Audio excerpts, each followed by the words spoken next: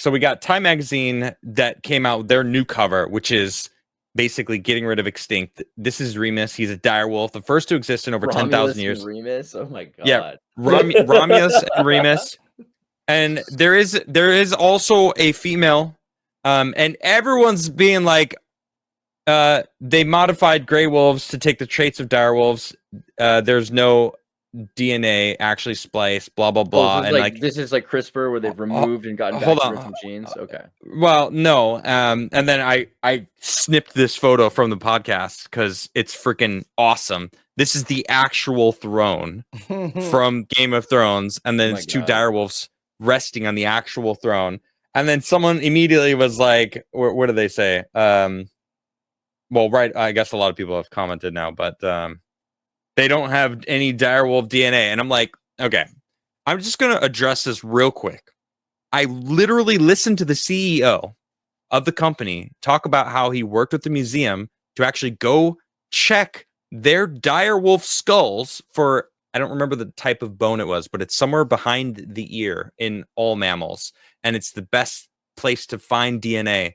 And they were allowed to carefully drill holes into the skulls of all the direwolves that they had, and they collected a shit ton of DNA, enough that they were able to use the DNA to create these direwolves. So it is. So it's like DNA. So it's like, I don't know why people are just running with that, Well, right? It's what just they're saying is that they got, correct me if I'm wrong, you're saying that they took regular wolves and then they figured out what genes were left over from dire wolves, and then they selected for those genes and got rid of mutations that have happened in the last 100 million years. Is that the idea, or whatever? I'll read it. I haven't read this article yet because I was just listening to the guy talk himself. Like it's fascinating. Like he's in the middle of it right now, and I'm like, oh, I got to go live, you know? So I have this article from Time Magazine that we're going to read, and hopefully we'll get, you know, some of those answers. Okay, here's the Time Magazine article. This is, it is really a beautiful wolf. The return of the dire wolf. Let's see, Romulus and Remus are doing what puppies do, chasing, tussling, nipping, nuzzling, but there's something very unpuppy-like about the snowy white 6-month-olds, their size, for starters. At their young age, they already measure 4 feet long, tip the scale at 80 pounds, and could grow to 6 feet and 150 pounds. Holy shit, that is a big-ass dog. Big and bold. 6 feet long is fucking crazy. Can you imagine? That's a massive dog. Holy shit. Yeah, it's bigger than, that's bigger than fucking most humans. Maybe not much. And 150 pounds of pure muscle, too. You know what I mean? That's just like muscle. Then there's their behavior. The angelic exuberance puppies exhibit the presence of humans. Trotting up for hugs, belly rubs, kisses is completely absent. They keep their distance, retreating if a person approaches. Even one of the handlers who raised them from birth can only get so close before Romulus and Remus flinch and retreat. This isn't domestic canine behavior. It's a wild lupine behavior. The pups are wolves. Not only that, they're dire wolves, which means they have cause to be lonely. The direwolf once roamed an American range that extended as far as Venezuela and as far north as Canada. Wow. But not a single one has been seen in over 10,000 years. The species went extinct. Plenty of direwolves remains have been discovered across the Americas. However, and that presented an opportunity for a company named Colossal Biosciences. And that is the Ben Lamb is the CEO, and that's the guy who was on Joe Rogan recently. It's beautiful dog. I mean, and you got to think this dog's like 6 months old. It looks like a full grown, you know, like hybrid husky type. Yeah. Relying on crazy though. Yeah, right. This tuft here. Relying on deft genetic engineering and ancient preserved DNA, colossal scientists deciphered the direwolf genome, rewrote the genetic code of the common gray wolf to match it, and using domestic dogs as surrogate mothers, brought Romulus, Remus, and their sister, 2-month-old Khaleesi, into the world during 3 separate births last fall and this winter, effectively for the first time de-extincting a line of beasts whose live gene pool long ago vanished. All right, let's pause this for a second. Yeah. So it's like Jack Corner's Chicanosaurus, basically. This is craziness. Now, okay, that means they matched what the actual genome of the DNA that they found in direwolves and changed the code of a common gray wolf that was close enough to alter it to match it. So they basically turned the gray wolf into a direwolf. Yeah. So so they didn't use DNA, but that's not how that isn't how it works. They did use it's the not DNA that exists in the modern wolves, and then they genetically well. were able to. No. What I'm saying is they didn't like everyone's saying. Well, there's no DNA like direwolf DNA in there, and it's like okay, well. That isn't how I'm saying. Hold on, I'm saying that's not how the technology works. The technology is they are able to take the ancient DNA and say, okay, 10010, whatever the code of the it's obviously DNA code. They can read it and they can say, all right, this common wolf that we have here, we can change that using CRISPR or whatever technology and alter it to match exactly.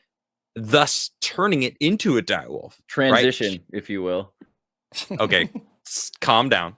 But all this started with woolly mammoths. They were trying to bring back woolly mammoths. That was the original reason. Not yet, but I'm certain. I'm certain that they will, because when you're listening to this guy, they made woolly mice. Here, let me show you. They've made woolly mice before, and they're freaking cute. Look at these guys. Oh my god. Yeah. It looks like it's adorable though, right? Yeah. So I want to.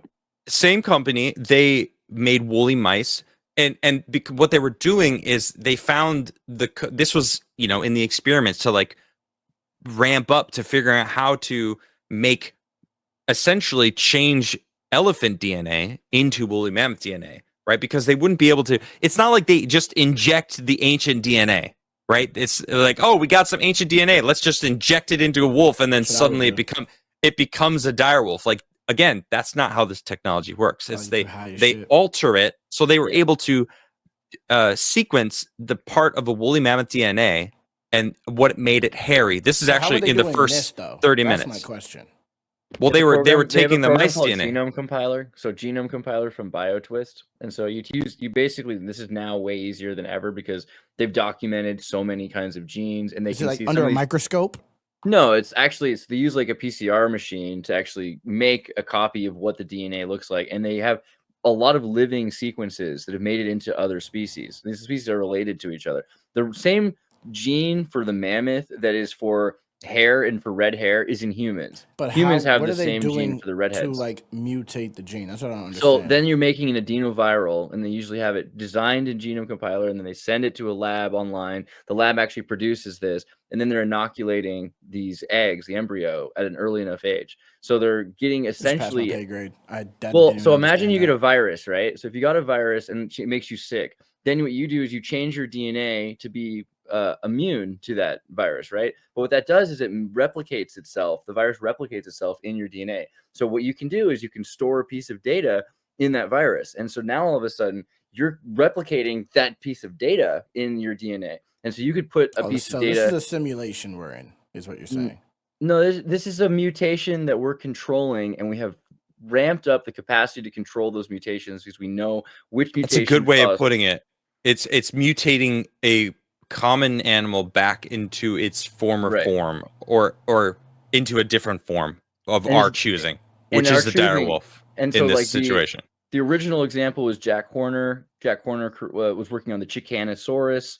And so with the Chickanosaurus, it's a chicken that they were mutating to get it to have fur instead of feather, because it's originally like an enzyme deficiency that led to feather, so they get to the fur. And then the jaw of a chicken, of a bird, right? Because birds are theropod dinosaurs.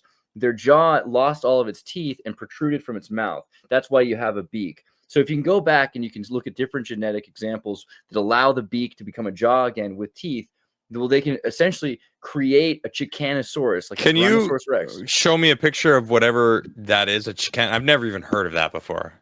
Here, let me. This is like crazy because how do you figure out you can do this? Well, CRISPR, man. And once you start messing around with, I think the first examples was fluorescent genes, when they started targeting fluorescent genes and they could put them into pig or into plants, etc.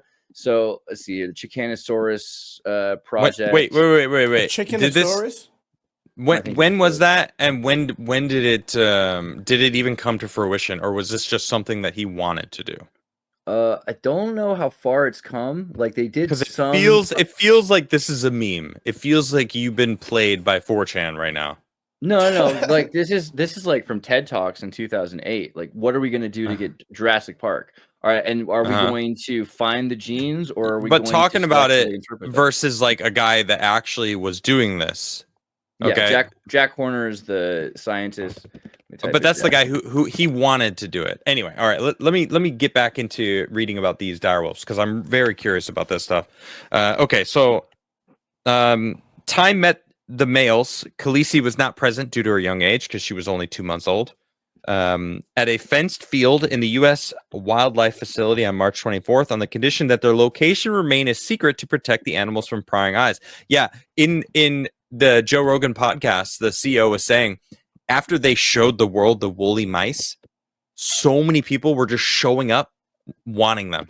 Like, where, let me get, can I get some woolly mice? Like, I want them as a pet, or let me get a picture with them holding them. Like, people were just like straight up showing up to their labs. So they're like, okay, future reference, no one knows where we are anymore. The direwolf isn't the only animal that Colossal, which was founded in 2021 and currently employs 130 scientists, wants to bring back. Also on their de-extinction list is the woolly mammoth, the dodo, the thylacine, the Tasmanian tiger. Already in March, the company surprised the science community with the news that it had copied mammoth DNA to create a woolly mouse or two, and they were Chip and Dale, I believe. Is that what he? I think that's what he named them. Let's see. A chimeric critter with a long golden coat and accelerated fat metabolism of the mammoth. That is interesting. I didn't know that part of it. If all this seems to smack of P.T. Barnum, the company has a reply. Colossal claims that the same techniques it uses to summon back species from the dead could prevent existing but endangered animals from slipping into extinction themselves. What they learned restoring the mammoth, they say, could help them engineer a more robust elephants, which can better survive the climatic ravages of a warming world. Bring back the thylacine, and you might help preserve the related marsupial known as the quoll. Techniques learned restoring the direwolf can similarly be used to support the endangered red wolf. I get this. I get so many weird vibes with this paragraph here because on one hand, I get it, but on the other hand, we're playing God. You know what I mean? I don't know. I mean, and that is in the end, I want to talk about that. Like, should we be doing this? Are we messing with stuff that we shouldn't be? Survival of the fittest. I don't know. Like God chose things to be the way that they are, like bringing back things that maybe should stay dead. I don't know. It just feels we killed off more things than God ever did, which is crazy to think about. Like, think about how many species humans have killed off. Okay. I don't know. I mean, we're finding. I mean, dude, rhinos are dead. Like, we kill it's crazy to think about how many species are dead in the last 100 years alone. Extinction is a crazy thing that humans do play into. Off more than God. Okay, I don't see it. I mean, 80%, 90% of the megafauna died 12,000 years ago. What did the megafauna ever do to God? I don't know. It just seems to me it just doesn't matter. I mean, it's a fact. The dinosaurs are gone. They lived. Dinosaurs again. Birds are dinosaurs. If you go to Wiki, no. They're not dinosaurs. No. They're ancestors. Find us. They are potentially. Wiki it right now. Birds are dinosaurs. Birds are not dinosaurs. Wiki it right now. Wiki it is crazy. No, I don't need to look at Wikipedia. Birds are not dinosaurs. But they are. Birds are ancestors of dinosaurs, potentially. No, birds are dinosaurs. Could be true. Birds are avian dinosaurs by definition. They are. I promise you. I'm not making it up. I will use your favorite line. It could be true. Okay. I'm gonna disagree. Okay. It could be true. But they are. I'm gonna disagree. Look it up. Regardless. Flaud's just straight disagreeing. Yeah, I would disagree. I don't care what you say. Bird's not a or dinosaur. what Wikipedia Yeah, says. fuck Wikipedia. Go to Birds any are not dinosaurs. go to a UCSC Library of Genomics, look up birds. I don't Anyone give a will fuck tell about you. none of the things you just said. You know, it's like it really it's weird. The last 20 years, they decided that what's a pachyderm, right? Pachyderm. We used to have these words for things that Means don't nothing to exist. me. Exactly. Pachyderm is not a real definition because once we started getting into genomics, we started realizing what things really were, and so we now know that birds are avian dinosaurs. That's what they're theropod dinosaurs. see. They're defined as that. We'll see. Nah. We'll see. Okay. We'll see. I'm All gonna right, say nah. let's keep getting into this here. We are an evolutionary force at this point. That's true on multiple levels. But like he was saying, humans have killed who knows how many species, but we have the ability to bring them back. It's crazy. This is from Beth Shapiro, Colossal's chief science officer, speaking of humanity as a whole. We are deciding what the future of these species will be. The Center of Biological Diversity suggested that 30% of the plant's genetic diversity will be lost by 2050, and Shapiro and Colossal CEO Ben Lamb insist that genetic engineering is a vital tool to reverse this. Company executives often frame the technology not just as a moral good, but a moral imperative, a way for humans who have driven so many species to the brink of extinction to get square with nature.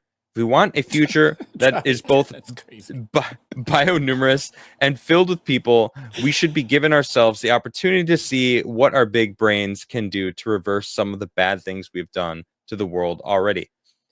The road to hell. Human intentions are paved in gold. I came up with that line for a song that I wrote recently, and it's interesting because it's about the Holocene and how we're told what presumed morality is from certain people's perspectives, and we're supposed to just trust that, and it's like, man, I read a lot of things that line pops in my head. It's the road to hell is paved in good intentions, but it's like it's human intentions that oftentimes is the intentions. Like it's humans that are creating the intentions, and it's paved in gold. But because sure sounds good when he says it like this, they're like, well, we have an opportunity to right the wrongs, but it's like they also, we could tip the scales in a way that could maybe end, like, who knows, what if direwolves get a taste for human blood?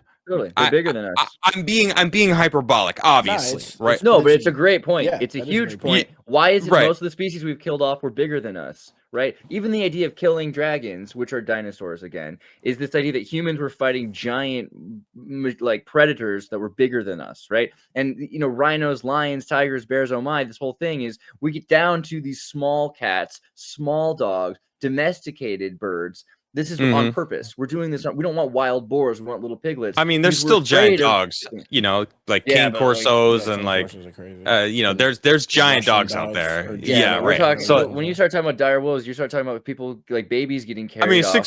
a 6 foot long dog, 150 pound of muscle is that doesn't like humans. Like they even the first angry. part it right. Yeah, exactly. It's like, oh, okay, so you just created basically the ultimate wolf. Yeah. That is bigger than the wolves that we where are they going to live?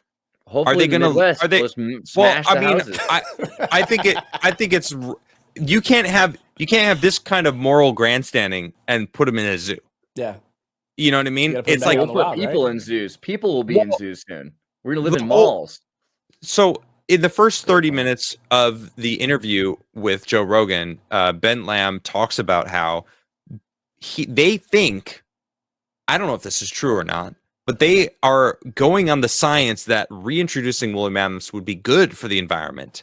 And they quote what happened in Montana with reintroducing the wolves into some of the national parks, how there was way too many elks. They were eating all the willows, and then the beavers were gone, and then that killed a bunch of fish off, and then like all the biodiversity was just wrecked because they killed all the wolves. Well, they reintroduced the wolves, and suddenly there was balance again, and the rivers suddenly changed. Like reintroducing the wolves changed the way the rivers flowed in Montana, and it's like, because they had this balance. So they're quoting that, and he was saying it as though like, well, we have a the indigenous in Alaska are all about it, and like bringing back the woolly mammoth. And I'm like, yeah, New World Order, right? Sounds all. good. This is what they taught me, and it was Captain Planet and everything else. That they said humans got to move into these 7 super cities, and the rest of the world will be a biome for the rest of the endangered species. We're going to bring back all the extinct mammoths. They're going to crush all the houses in South Dakota. They're going to mastodon, are going to migrate all across America. This is all what we were taught. I mean, I was told as a kid. California. Yeah, Yeah. this is Agenda 21 stuff you're talking That's- about right now. yeah, I know. And small smart cities or big smart cities, the line 7 in cities. Saudi Arabia, We want which to have 7 towers. they that touch cut the it down. sky. It was supposed to be 140 kilometers or something crazy. Now it's like 7. Yep. They're like, On we'll purpose. just. Yeah, well, it was way too expensive, because they wanted to do like an underground line up to like the ski snowboarding resort up in the mountains that was connected to the line, like crazy It feels vibe, like but like someone's saying live in pods and eat bugs. I think this is a real thing that's coming where people are saying, do. you know what, human and environment can't mix. It's kind of like a segregation thing. They want to put humans not in these anymore. super cities. Not anymore.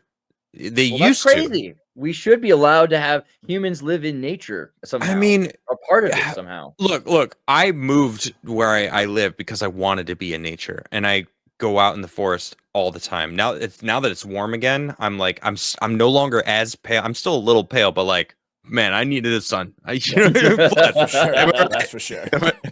You know what I'm saying? I need a little sunshine, but I need nature. Like that's why I'm here, because I want to live in nature. I want to be able to survive on the wilderness if I can. I want to learn these skills and like bushcrafting and like surviving off the land. I recognize that I don't need to have those skills right now. And I don't think enough people can handle that or even recognize it, let alone, being able to handle it. They don't even recognize that there's some people out there that legitimately believe food comes from stores. Yeah. Yep. And like that blows me away. Like you That's what you think want. like they're like, oh, farmers are selfish, like we don't need farmers. Like you just go to the store. And it's like, did you just say that? Like a surprising amount of people that believe that. And it's crazy. So I think that there is a sad amount of population that would thrive in pods, eating bugs, because I don't know if it's like the lead that was in the air, the IQ and the comforts of society had. Yeah. Great point, actually. And the way that education stifles people, but free thinkers, like they don't want people to be free thinkers and like basically create competition for their own enterprises. They don't want that. And it feels like this is something that was planned so long. Like Arthur C. Clarke, 2001: A Space Odyssey, or 3001, actually, his sequel. He talks about this idea where most humans live in these like 7 cities that are giant, and there's like one in every continent, and they all kind of have like a space elevator together, but they almost never go to the bottom floor because the ground floor where the Earth would be, they're not used to the density anymore. And so you have this main character goes and sees it. It takes him like a week of compression, like scuba diving. It's horrifying to me. And then he sees it, and he's in a wheelchair It's because he coming. can't even move down there. Yeah. And he's looking It's horrifying. around. There's mastodons, there's lions, there's tigers, there's dragons, and whatever you want, because we can do that, and that's great. But you can't be a part of that world anymore if you build that. That just But seems, we need to be a part of that world. Have you ever heard of grounding? yeah. Grounding? Walking Yeah, I think around you have to- barefoot in nature on grass. It doesn't have to be in. Okay, we Yeah, didn't need was that. unnecessary. Freaky Sorry. shit. I'm talking about walking around outside barefoot, not in your living room. Like what? Everywhere you go, all the time. Why are you wearing No. shoes? That Can't do was that. wild Walk that you across just lifted your broken foot glass. up. I now regret it because of the kind of audience here. It's on the Yeah. internet Links on forever. this chat. And it'll probably be a short that Superman no. creates Maybe on and sends to Wiki. me. And I'll post it. I'll post that. Oh, yeah, Anyway, though, grounding is when you walk around and the natural like magnetic energy of the earth and you realign together. And it's like you're supposed to do that every so often, because people who live in New York City barely are ever able to do that. I mean, there is Central Park, which is pretty giant, There's Prospect Park. There's a few like bigger parks that have like big green fields that you can run around, but it's like it's gross and you're risking stepping on some needles or some shit. Like I would never walk around in New York City barefoot ever. That is I lived there for 12 years. Shit is one of the dirtiest places I've ever been to in my life. It is a dirty place. I would never walk around barefoot. That's crazy. But I walk around barefoot as much as possible when I'm here because I love it. I love walking around because, well, I mean, I basically walking around on, it feels like clouds because it's moss everywhere. Like there's just moss. Half of my yard is like moss and grass. It's not grass only. It's pretty cool, but it's so soft. Anyway, the grounding is important for us. I think that we need it. I think that there's something to that side of us that we aren't taught, and I don't know why. And I think telling that me to get a grounding pad for underneath my computer. Yeah, and you should get the thing. My bed. I got a wire connected to my mat, and like it grounds the mat. Like yeah, and don't hold your phone when it's charging. That's the thing. Like people talk about that, and it's like it. And then they do tests on like how much electricity is going through you if you hold your phone when it's charging. That's like it's a lot, and like we don't know what that's going to like. When it's charging, I feel like the vibration on the edge of it, the metal. Yeah, because like, that's not vibration. That's electricity literally going into your body. That's crazy. And EMFs are interesting. A lot. I mean, we are EMF frequency beings. Like we're made up of radio, so like that's natural. But at the same time, do you want to synchronize and harmonize your frequency with nature or with something that someone else is making? Because the suspicion I have, regardless if it's good or bad for you, is that you're going to be having a harder time with nature and you're going to be reliant on something that someone else controls. So you should be really careful about being that deep into the tech frequency world because they own that, you don't, you know, and that's not a natural thing that you can just come back to that replicates itself. Well, I mean, so we kind of have spiraled a little bit away from like not just the direwolves, but the should we bring direwolves back, and then like and the natural progression of it makes sense to me because we are talking about altering Earth, right? Yeah. Bringing back animals, but then like what does that future look like? Are we going to bring it back like Andreas was saying? When they lived up in these sky pods or whatever, they brought back everything down below, and it was like I don't know. I want to say the Wild really West, well, but really quickly. It's like a rainforest all over the earth because birds and the bees and things. That's what it seems like. Is if we get out of the way, nature does solve its own problems a lot of the time. You know, if we don't stop the New Mexico, we were talking about the desert there. The reason it's a desert is because of the beaver trappers. There were giant beavers in New Mexico and all across the Midwest. And it was when we got rid of them, it was a desert. Now all of a sudden they're introducing beavers, and beavers segregate water, and almost within like 10 years, you've turned these places lush green, and birds and bees. Any prehistoric animals, I'll say that. Yeah, I don't either. But I mean, that's the thing. Will you? Because they're being created right. Do you know about the Russian domesticated? I don't like the idea. It's like you've seen the Russian domesticated foxes. You know what they did in the Soviet Union with the foxes? They took foxes and then they started breeding them to be more friendly. And after about like 20 years, now you have dog-like foxes with cute little puppies. They're loyal. There's all stuff, and all they did was breed them to be friendly. Yeah. No, I don't trust that. I don't trust that. That's too close to me to their feral version of themselves. That there could be something that triggers something, and like I think about that too. Dogs attack, so that fucking fox will attack. I knew a dog that I think was part coyote.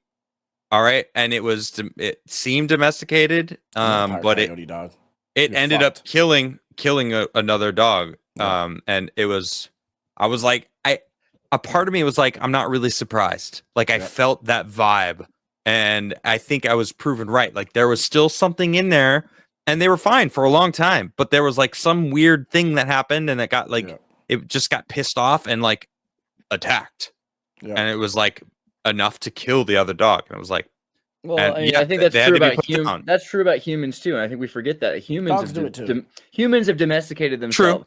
Humans used to be these hunter-gatherers, and now we've got these Minecraft kids, right? No, I think it's the same thing. And it's crazy how many attack a lot, bro. okay, but there's an inbreeding going on to keep pit bulls Just becoming saying. pit bulls. I think the way the domesticated fox thing worked is they would pick which ones over every generation were Like more dogs. friendly and not exactly. And thousands of genes changed. They changed color, pit they bulls changed attack still. eyes and faces. I think so do humans, though. For the most, But he's not wrong though. Pit bulls All still right. attack even after all Pit- of that. Pit my bulls brother's still got a pit bull. are- It's the friendliest dog I've ever There's met. plenty though. of friendly ones. but I the know rate that they some bite amazing is pit higher than bulls every other dog. that are really awesome. They bite at a But higher they- rate. I love pit bulls. I'm just saying the statistics show that they attack at a way higher rate than. I mean, any I dog. love black people. Same. Wait, what are we talking Oh my about? god, bro! Oh. Is he wrong? Ouch! I mean, you like dangled that fruit really low for That's me. a- You tried so hard not to. I could feel Well, like you were, like, Andreas was stopping already it, saying though. it. Humans. He was halfway there. I didn't mean any Like, color. I was feeling energy from both sides of the room here. He was halfway there without saying it, but it didn't even pop in my head. Holy shit! All right, I have fun. I have fun. Wow. All right, I would all right. want as a pet a black person. I didn't say that. All right. Connor did. The thing I was trying to point out is that we can, just by trying to be I know, 'cause friendly, Sama getting said things that are more friendly, you end up turning. They check the DNA of silver foxes from the 1960s to 2020, and the domesticated ones have thousands of different genes, and a lot of genes went dormant. And it's incredible because they didn't really genetically engineer this thing. They didn't really focus on other kinds of traits. This was all one trait, whether or not these things could be friendly to humans, and it caused tens of thousands of different changes. All you're doing to me is proving that we shouldn't be doing this. Facts. I agree. Because you're saying that they were focused on just one little minute thing, and it changed thousands of others. What if it changed one of those thousands of things? They get Is laser beam eyes. it will wait till you're sleeping to eat your throat Yeah, and that's just how and they eat think. you. Always. It seems to work the other way. It's Well, like she doesn't domesticating attack you. I friendly don't give is a making fuck. No, I color. don't Okay. care. You're saying that there are things that change that we don't have control over when we do in fact change stuff, Yeah. right? Well, we've controlled. I don't because care. every I don't care. generation we're Whoa, picking. I don't care if Selective that breeding. example that you're giving me, it all happened to be good things. Like, oh, it changed their color, it changed their eye color, it changed their demeanor, or like all these other things that changed. Like, wow, we were only trying to change one thing, but like that. Okay, so we got lucky, is what you're telling me? Well, all right. Now, That is no, selective wait. breeding. I know. But can you fully breed out anything? Well, Yes, it's does not it- even. actually by who definition, knows? you Who can't. knows? No, I can answer that because the way DNA works is there's 3.6 billion sequences. I learned in least science you human can't DNA. breed anything out. It just goes So, recessive and No, dominant. that's not true. What's true is that there are you have 4.8 billion genes between two pairs, and you only have 3.7 that get stored. So after 12 generations, you lose almost all of the original junk DNA. You don't actually Almost. store. I don't know. You don't- Yeah, see you- how you you didn't. can- You just you said what I erase- said. You erase huge chunks of DNA. He They said don't display almost. dormant. Yeah, he did say almost, which is what I said. He's What I covering his asked, ass and right then he here. just said what I said, but like said no. You noticed? I noticed that too. Yeah, I I noticed that you were still right, but Look. you said almost, which said agreed with what I said. I like how he's bouncing, but his room isn't. You notice that? That's pretty That's how crazy. he's Have you jerking off, I'm seen, not gonna lie, have it you looks seen the crazy. video? This is the video that tells you about the science of it. You don't descend from all of your ancestors. Have you seen that video? So this video here, and it explains essentially that you have a certain amount of DNA. It's like 4.6, and then base pairs 3.1 that gets stored. So because of the math, there are less places to store data than there is data. So by definition, you cannot store all the data. And after a period of generations, from 4.2 to 3.1, So you what goes lose- though? What do you leave? What do you So lose? that's the interesting thing. The genes that seem really important that you are selecting for your mating. You're with, missing. No. You're missing my last. point. Look, I disappear. get what you're saying. I get what you're saying. Yeah, certain parts of the DNA can fall off after 12 They do. generations. Sure, but you Huge said amount of it. something very. You said something that I honed in on, and you're ignoring what I said. Okay, you said that they were focusing on changing one gene, right? Of Yeah. the foxes, and then they had thousands of changes. Correct? Yeah, one that they trait, and it didn't was co- thousands of genes, tens of thousands, right? Correct. that changed, right? That's what I'm talking about. We can't There be are sure. things that are being changed that we don't control. Therefore, when we do, so I wanted to bring it back to the dire wolf. All right, he took a. I want to read it exactly. All right, he took he rewrote the genetic code of the common gray wolf. Okay, to match the DNA genome of the dire wolf that he pulled out of the skull from the museum. And they used domestic dogs as surrogate mothers, and they brought these new dire wolves into existence.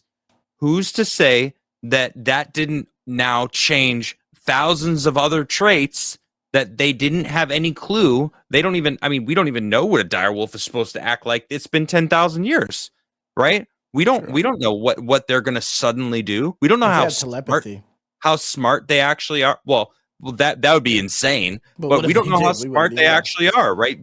Dogs are incredibly smart. There's like border collies are like crazy smart. There's some really smart breeds out there, and who's to say that we didn't just create like some super wolves that are capable of understanding drinking coffee, that we're gonna put them in a zoo, that we're gonna control them.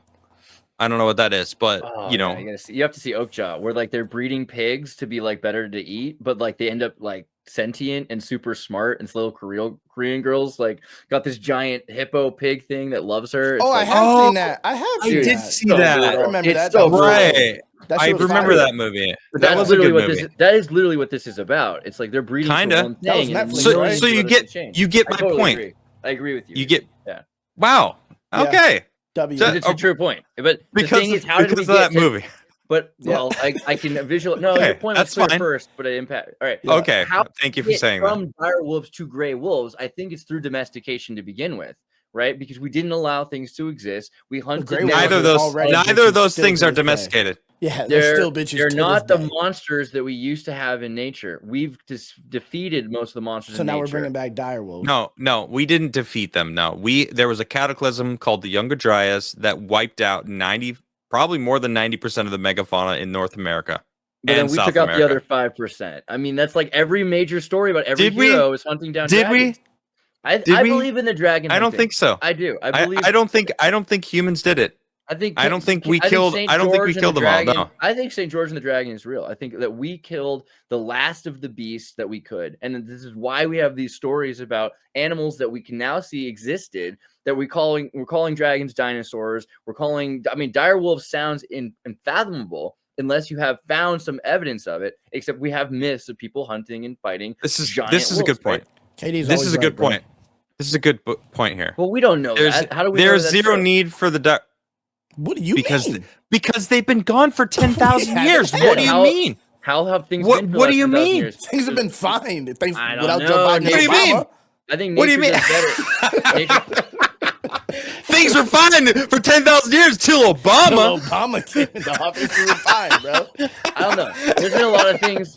I think there's a lot of problems in nature, and that we could use. I mean, we basically have all of the things we're saying is that we have smaller versions. Like beavers used to be 6 foot tall.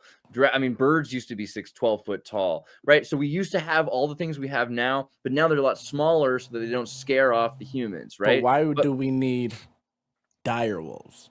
Because it's a dire situation. I think nature itself needs to have all of these animals. It's a part of an ecosystem. I don't know. No, it doesn't. I think ecosystems really do matter. I think we don't care enough about it, and we're gonna be like, oh yeah, bring back a dire wolf to save it. But like, we could do things without a fucking dire wolf to help it.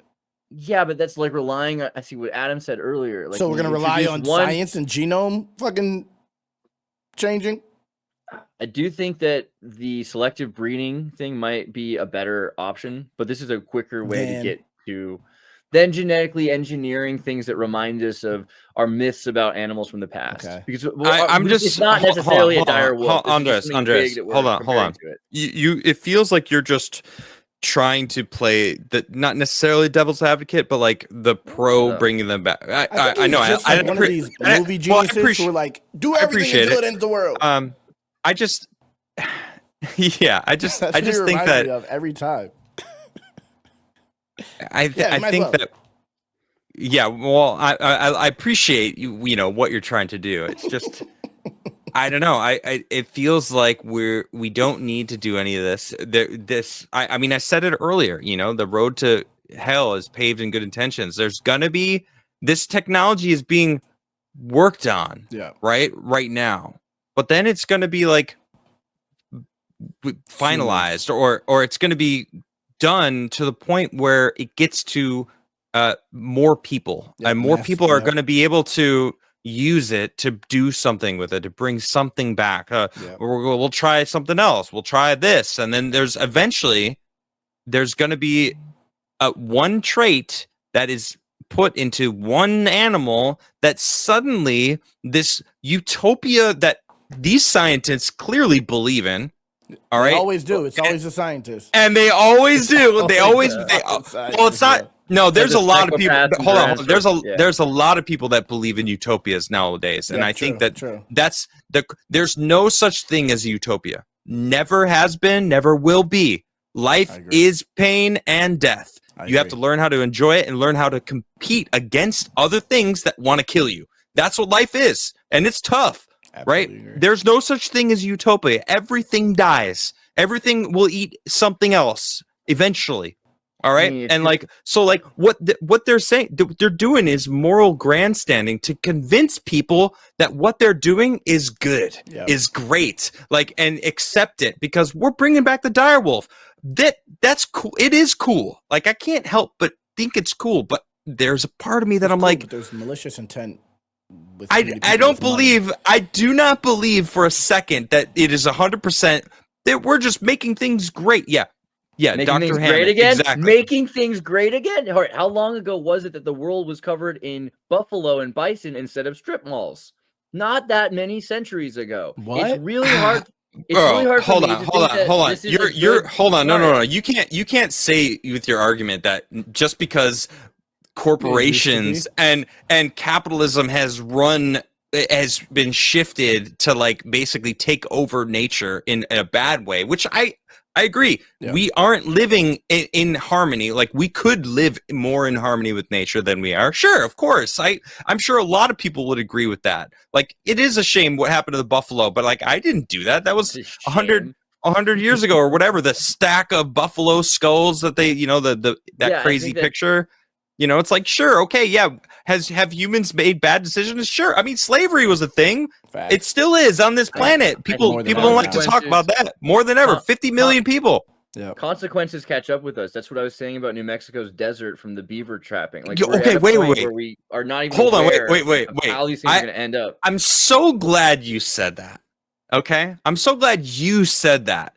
Because that's exactly what I'm saying. It's like, I give up. Damn, that beautiful. Yeah. You guys want to hear the direwolf's first howl? Yeah. They're cute. That's actually terrifying. Nah, it's cute. Bro, Andreas is like, so nope, kill him. They're gonna be so big. You're right. Get him out of here. They're gonna be so big.